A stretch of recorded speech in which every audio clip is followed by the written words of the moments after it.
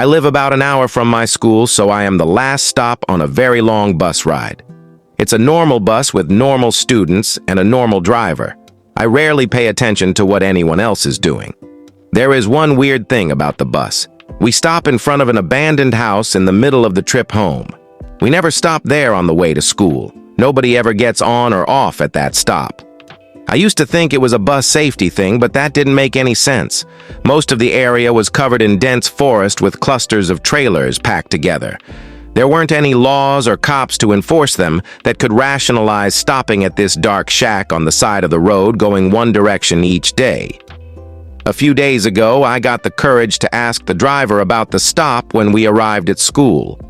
I asked him why we stop at the old house when nobody ever gets on or off. He didn't look up from the wheel. "Someone does get on at that stop," he said. I told him that didn't make sense. We only stopped there on the way home, never in the morning, and I'd never once seen the door open for anybody. He didn't answer. He just pulled the lever and the doors folded shut in my face, and I stood there on the sidewalk for a second before I went inside.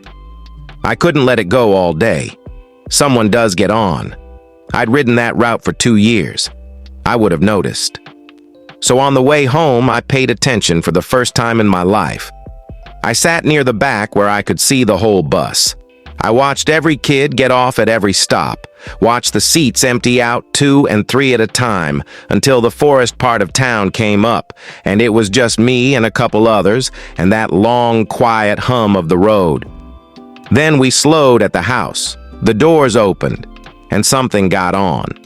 I don't have a good way to describe it. It came up the steps the way a person would, one leg then the other, but the proportions were wrong, too long in some places and folded in others, and the way it moved made my eyes hurt to follow. It was shaped like a man, the way a shadow on a wall is shaped like a man. Close enough to fool you if you weren't looking. I had never been looking. It sat down in the very front seat, and it turned all the way around to face me. It stared at me the whole ride home. Nobody else reacted. The 2 other kids got off at their stops and walked right past it like it wasn't there. I couldn't move. I couldn't make a sound. I just sat pinned to that seat with this thing's face pointed at me, and every bump in the road I prayed it would turn back around, and it never did. By the time we reached my stop, the last stop, it was only the 2 of us and the driver. I have never in my life done anything as hard as walking up that aisle. I had to pass the front to get to the door. I had to pass it.